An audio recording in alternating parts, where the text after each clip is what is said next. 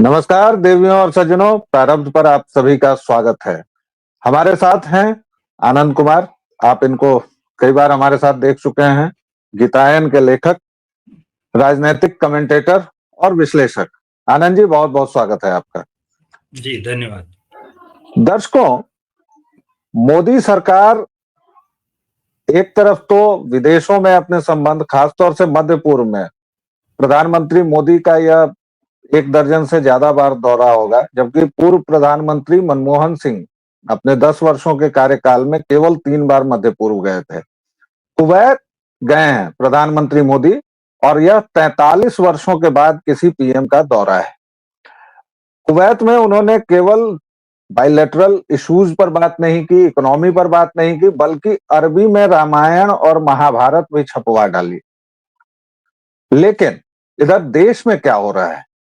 देश में, मुंबई में देवेंद्र फडणवीस ने कल विधानसभा में घोषणा की कि मुंबई में अवैध बांग्लादेशियों के लिए डिटेंशन सेंटर बनाए जाएंगे। हालांकि उन्होंने कहा कि अच्छे डिटेंशन सेंटर बनाए जाएंगे, क्योंकि उनको हमारी जेलों में नहीं रखा जा सकता। दिल्ली में एमसीडी को क्या हो गया है आनंद जी? क्योंकि एमसीडी पर फिलहाल तो आम आदमी पार्टी का कब्जा है, लेकिन एमसीडी ने अपने स्कूलों को निर्देश दिया है कि बांग्लादेशी घुसपैठियों के बच्चों का, माफ कीजिएगा दर्शकों, उनकी पहचान कीजिए और उनको दाखिला न दीजिए। साथ ही जन्म प्रमाण पत्र बनाने पर भी सख्त चोट की है। कहा है कि अगर ऐसी कोई कार्रवाई हुई तो उसे बर्दाश्त नहीं किया जाएगा। ये रिश्ता क्या कहलाता है? तो पहले आनंद जी जरा पीएम मोदी के कुवैत दौरे पर बात करें, फिर ये बात करें हो क्या रहा है, चल क्या रहा है ये सब। देखिए, संस्कृति का फैलाव सबसे पहला मुद्दा तो ये है। तो आप अगर देखेंगे कि अनुवाद होना कब शुरू हुआ था रामायण महाभारत वगैरह का, तो इन सारी किताबों का अनुवाद होना दारा शिकोह के जमाने में शुरू हो गया था। मतलब हम 1675-1700 के दौर की बात कर रहे हैं, तो उस दौर में शुरू हो गया था। उसके बाद से अब तक जो है वो करीब करीब 300 वर्षों का गैप पड़ गया है। तो उस समय जब अनुवाद हुआ था तो दारा शिकोह या फिर मुगल जिसको कहते हैं, असल में वो लोग खुद को तैमूरी बुलाते थे, मुगल नहीं बुलाना चाहते थे। मुगल उनको गाली जैसा लगता था, एक्चुअली गाली था भी उनके लिए। तो जो वहाँ पे जो मामला था, वहाँ था मामला फारसी का। उस समय फारसी में अनुवाद हुआ करता था, क्योंकि वही उनकी दरबारी भाषा हुआ करती थी। अरबी की तरफ बढ़ना जो है वो इन किताबों ने शुरू नहीं किया था। हमारे तरफ का अगर उल्टा अगर आप करके देखें कि बाइबल का अनुवाद या फिर आप कुरान का अनुवाद देख लें, तो वो बड़ी आसानी से आपको हिंदी क्या और बहुत सारी भारतीय भाषाओं में बहुत आसानी से मिल जाएगा, और काफ़ी प्रचलित भी है। तो ये जो अंतर था, ये अंतर पाटने जी, की कोशिश 70 साल बाद किसी ने शुरू की है। तो आप कह सकते हैं इसे कि संस्कृति का फैलाव। जो आप एक किताब आती है काफ़ी प्रसिद्ध सी और काफ़ी विवादित भी, सैमुअल हंटिंगटन की, clash of civilisations. Clash of civilisations में आप देखेंगे कि बाकी सभ्यताओं की बात होती है, हिंदू सभ्यता की बात नहीं होती है, क्योंकि वो इसे सभ्यता मानता ही नहीं था, क्योंकि ये सभ्यता अपने लिए संघर्ष कर ही नहीं रही थी। ये करीब-करीब अभी से 20-30 साल पहले की बात है, और 20-30 साल में ये बदलाव आ गया है। और इसी को आप आगे और बढ़ाते हुए देखेंगे तो एक और बात इसमें जोड़नी होगी कि महाभारत का अनुवाद अगर हम लोग देखें, तो महाभारत का पूरा-पूरा अनुवाद जो है अब तक 6 बार ही हुआ है। कैम्ब्रिज यूनिवर्सिटी, कोलंबिया यूनिवर्सिटी वगैरह ने भी अनुवाद करने की कोशिश की थी, वो अनुवाद कभी पूरा नहीं हुआ।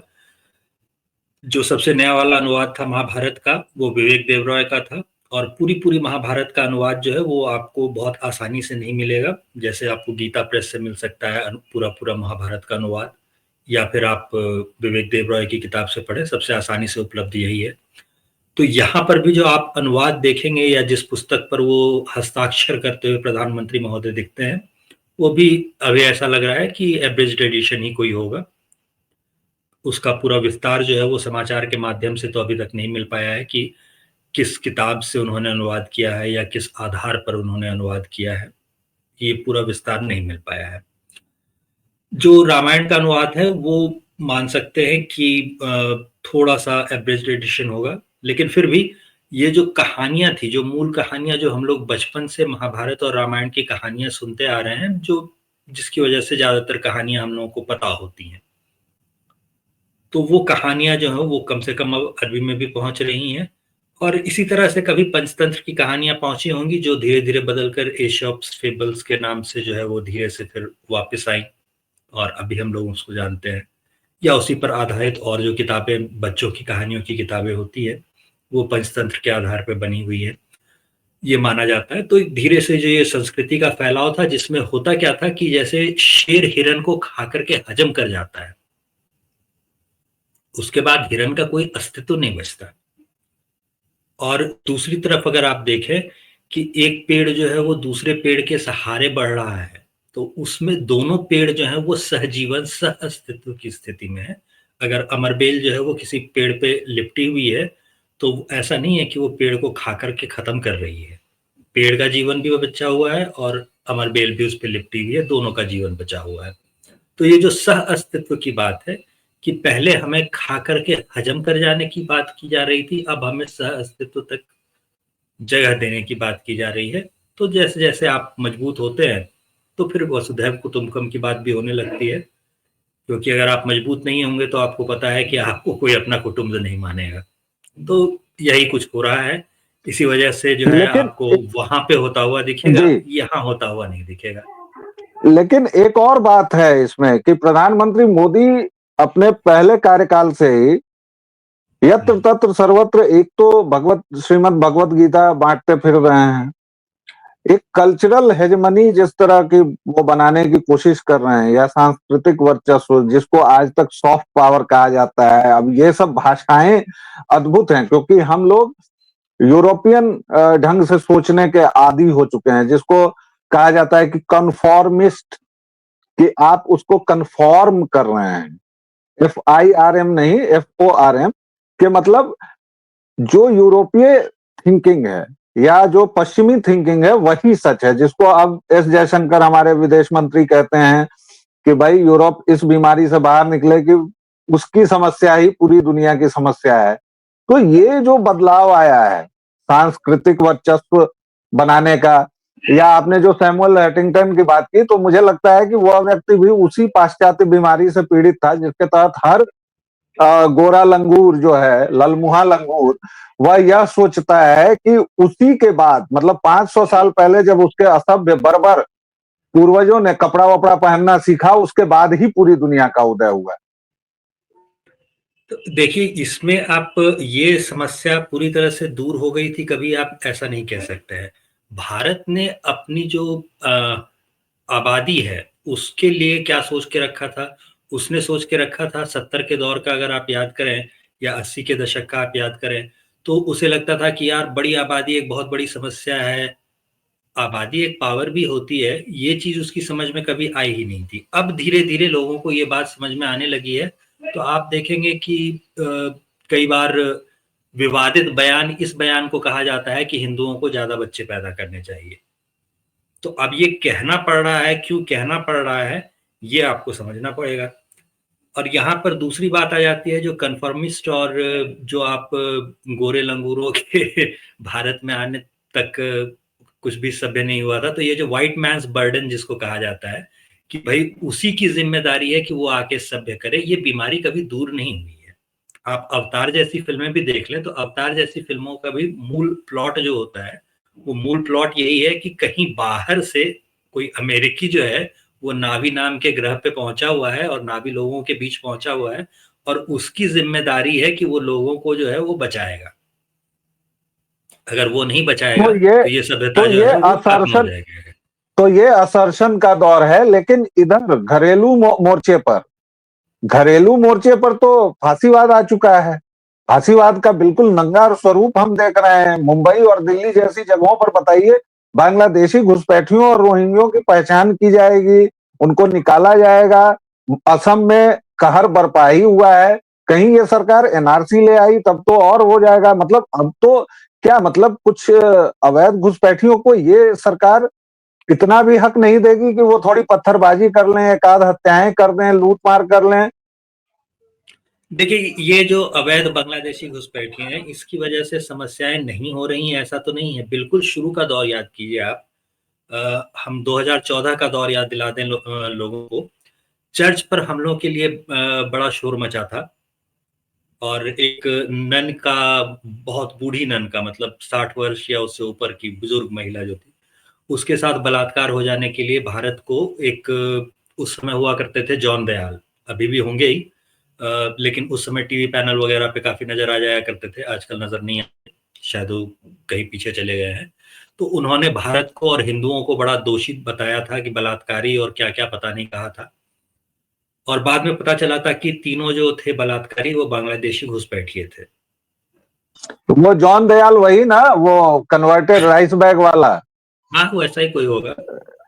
एक 4 बोरी चावल वाला। हाँ हाँ, वही था वही था। नाम से ही मिक्स वेज जैसा लग रहा है, आगे जॉन पीछे दयाल है, तो कुछ मिक्स वेज वाला मामला ही है। तो वैसा ही कोई मिक्स वेज वाला होगा।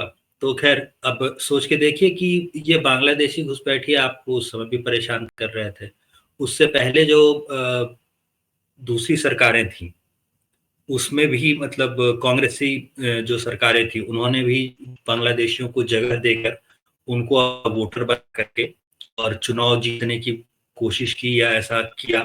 इस बारे में कहानियां खूब चलती हैं। हालांकि अगर आप एकेडमिक लिटरेचर कहें तो एकेडमिक लिटरेचर आपको उतना नहीं मिलेगा, लेकिन कहानियां तो इसकी करीब करीब आपको हर जिले में सुनाई दे जाएंगी कि फला विधानसभा में ऐसा किया गया था, इस साल में फला विधानसभा में ऐसा किया था, फलाने नेता ने बांग्लादेशी घुसपैठियों को लाके बसा दिया था। अगर आप किशनगंज या फिर अररिया जैसी जगहों की बात करें तो अभी उनको बदिया कहा जाता है। अब बदिया इसलिए कहा जाता है क्योंकि ये हमेशा बदी ही करेगा, नेकी कुछ नहीं करेगा, तो इसलिए उनको बदिया कहा जाता है। और ज्यादातर जमीनें वगैरह जो है ये वही लोग खरीद रहे हैं, ये भी सब लोगों को पता है। तो ये सिर्फ बड़े शहरों की समस्या नहीं है, अभी सिर्फ आप मुंबई और दिल्ली तक पहुंचे हैं, लेकिन आपको इस समस्या से बिहार में भी जूझना पड़ेगा, आपको इस समस्या से बंगाल में भी जूझना पड़ेगा, और बंगाल में तो बहुत बुरी तरह जूझना पड़ेगा जैसा ममता बानो कर रही हैं उसको देखते हुए। तो फांसीवादी सरकार है, उससे आप ऐसी उम्मीद, इससे ज्यादा की उम्मीद तो कर नहीं सकते। वो ऊपर से मुस्कुराता हुआ चेहरा दिखाएगी और मुखौटे के पीछे, जैसा वाजपेयी जी के दौर में होता था, कहा जाता था कि वाजपेयी जी मुखौटा है, असली चेहरा जो है वो तो पीछे छुपा हुआ है, और एक दानव का चेहरा दिखाते थे। तो वैसा ही कुछ है मामला। ऊपर से ये फांसीवादी सरकार कितना भी दिखा ले कि भाई वो अशराफों से बड़े अच्छे संबंध रखती है। अशराफ मतलब जो अरब वाले होते हैं ना मुसलमान, उनको अशराफ कहा जाता है, ऊंची जाति के मुसलमान। ये जो भारत भारत वाले हैं उनको वो लोग कुछ मानते नहीं है, बहुत छोटा मानते हैं, मजाक उजाक उड़ा देते हैं उनका। तो उनके उनके कोई तुलना नहीं है। नहीं, उनको तो अशराफ अपमानजनक, अपमानजनक शब्दों से भी संबोधित करते हैं। और यहाँ तक कि जब वो बोल देते हैं। मजहब के नाम पर जब मरने जा रहे हैं तो भी उनसे केवल टॉयलेट साफ करवाते हैं। बेचारों को बंदूक भी नहीं, सीरिया में या कहीं भी, मतलब वो जो आईसिस का दौर था, तो यहाँ से जितने गए थे उनको केवल बेचारे टॉयलेट टॉयलेट साफ। क्लीनर का काम दिया था। जी। और पता लेकिन नहीं भारत सरकार ने उनको वापस लाया था कि नहीं, लेकिन उस समय सुषमा स्वराज थी, ले ही आई होंगी। बताइए, नहीं, ले टॉयलेट तो आई क्लीनर। थी, कई को तो ले आई थी, और उसके बाद उनको बाकायदा मनोचिकित्सकों के पास भेजा गया था। बहरहाल वो एक अलग कहानी है। आपने जो मुंबई और दिल्ली की बात की, मुझे लगता है कि चूंकि अब वहां का प्याला भर चुका है, इसलिए ये फांसीवादी सरकार ऐसा कर रही है। अभी बिहार वगैरह में चूंकि देखिए, वो शुरुआती दौर है। हवा पहचानने में सबसे तेज, अगर बदलती हुई हवा को पहचानने में सबसे तेज कोई पार्टी है तो वो पार्टी होती है आम आदमी पार्टी। उसको पता है कि जब तक ये गिनती में 30% से नीचे हैं, तब तक तो वो आपके लिए वोट कर दे रहे हैं। लेकिन जैसे ही ये 30% पर पहुंचेंगे, उसके बाद ये कहेंगे नहीं, हमें तो अपना कैंडिडेट चाहिए, और फिर हमें तो अपना इलाका, अपने मतलब अपने कौम वाले भाई के लिए चाहिए, अपने आदमी के लिए चाहिए। और ये चीजें आप देख चुके हैं कि एक बांग्लादेशी तो शायद असम में कहीं पर विधानसभा और इन सांसद वगैरह की चुनाव वगैरह में पहुंचकर जीत भी चुका है या चुकी है। तो या बंगाल में पंचायती राज में, पंचायत के इसमें तो विधायक ये और चीज ये सांसद की चीज तो ये बात चीज वही ये हुई है। चीज अगर ये चीज अगर झारखंड में देख लेंगे तो झारखंड में भी यही स्थिति होगी। झारखंड में भी पंचायत स्तर के जो चुनाव है उसमें कहीं ना कहीं आपको कई कई बांग्लादेशी आपको वहां पर चुनाव जीत चुके हुए मिलेंगे। तो और जैसे ही ये कैंडिडेट्स आते हैं और जीत जाते हैं, तो उसके बाद ये स्थानीय हिंदुओं का न वोटर आईडी कार्ड बनने देंगे, न उनका आधार कार्ड बनने देंगे, उनका मतलब उनको वोटिंग सिस्टम से बाहर कर दें और अपने लोगों को ज्यादा से ज्यादा भर ले, ताकि अपनी कौम का जीतना जो है वो सुनिश्चित हो सके। तो इसलिए नहीं, अशराफ फिर जो है कौम वो जगह नहीं देते। फिर कौम की बात भी नहीं रहती है ना, फिर तो वो सरिया बालू गिट्टी और बांस क्या क्या पता नहीं उनको चाहिए होता है ना। तो अब ये चीज होती है। तो अब जैसे ही चूंकि ये लोग ऐसी हरकतें करते हैं, यही वजह होगी शायद कि अशराफ जो है वो इनसे दूरी बनाए रखते हैं। अशराफ इनको अपने मतलब अगर ये कहीं अरब में मरवर भी जाए तो इनकी लाश वहां दफन वफन नहीं हो सकती, वापस भारत भेजना पड़ता है।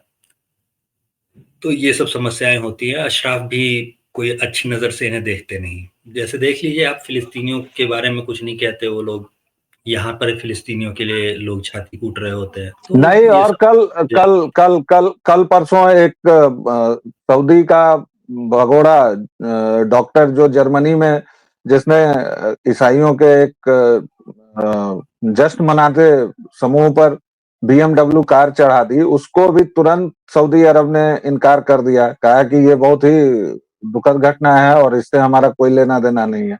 तो सऊदी अरब तो एक अलग ही राह पर चल पड़ा है। लेकिन फिलहाल हम अपने मूल विषय पर लौटते हैं और इसको कंक्लूजन की ओर ले चलते हैं, इस पूरी बातचीत को।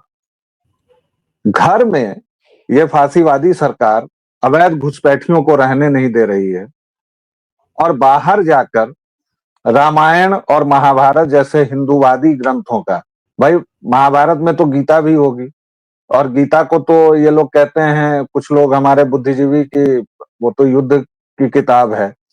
अब पता नहीं, एक आसमानी किताब है, उसको इन लोगों ने कितना पढ़ा है और उसके बारे में इन लोगों की जुबान से एक हर्फ तक नहीं निकलता है, थूक सटक जाता है। तो आपको क्या लगता है कि ये पूरा जो अभी भारत की सरकार है, खासतौर से पिछले 10 वर्षों से, ये हिंदू रेनेसा और असर्शन का काल आ गया है या अभी कुछ बाकी है? इसको इसको आप कहिए कि मुस्कुराते रहो और हाथ में एक मजबूत डंडा रखो, ताकि आपको देखने वाला जो है वो आपका मुस्कुराता हुआ चेहरा देखे। लेकिन अगर आपके आसपास भटकने की कोशिश करे तो आप एक मजबूत डंडे से उसकी सुताई भी कर सकें। तो सुताई जो है वो जारी है। लेकिन बीमारी इतनी बड़ी है, इतनी बैठ चुकी है कि उसका इलाज करना इतनी आसानी से संभव नहीं है। इस इकोसिस्टम से इतने लोग लाभान्वित हो रहे हैं कि वो अपना लाभ नहीं छोड़ना चाहेंगे इतनी आसानी से। तो हम लोगों को थोड़ा समय लगेगा। लेकिन ये जागरण का काल है, और जैसा कि हम हमेशा कहते हैं, ये जो 20वां साल होता है किसी भी सेंचुरी का, अगर आप देखेंगे 20वां साल उससे लेकर के 50वां साल, तो इस 20वें से 50वें साल में लंबी लड़ाइयां लड़ी जाती हैं, लंबी लड़ाइयां होती हैं। हिंदू जागने की कोशिश करता है, ठीक ठाक स्थिति में अपने आप को पहुंचाता है, और ठीक ठाक स्थिति में फिर जैसे ही पहुंच जाता है तब उसके पास ऐसे नेता आ जाते हैं तो जो फिर से उसे खराब स्थिति में पहुंचा देते हैं। 1620 का जो दौर देखेंगे आप तो भी यही दिखेगा, 1720 देखेंगे तो भी यही दिखेगा, 1820 का दौर देखेंगे तो भी आपको दिखेगा कि क्रांतियां जो है वो शुरू हो चुकी थी। 1920 का दौर देखेंगे तो भी आपको यही दिखेगा। उसे तो ऐसे भी इंडियन इंडिपेंडेंस का मॉडर्न काल जो होता है वो कहा जाता है, पता नहीं क्यों।